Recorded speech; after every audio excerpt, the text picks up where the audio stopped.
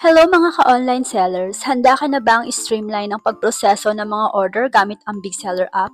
Kapag may bagong order na ginawa ang customer mo, agad kang makakatanggap ng notification mula sa Big Seller app.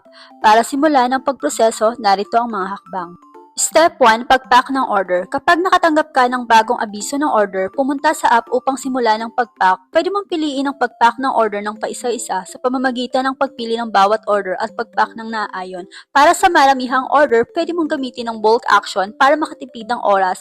Isang real-time saver talaga. Step 2. Pag-print ng label sa pagpapadala. Kapag ang iyong order ay nakapack na, oras na para bumuo ng shipping label. Maaaring makiklik ang bawat order upang ma-print ng individual na label. Para sa mas mabilis na proseso, gamitin ang bulk printing feature at mag-print ng maramihang labels ng sabay-sabay. Step 3. Shipping.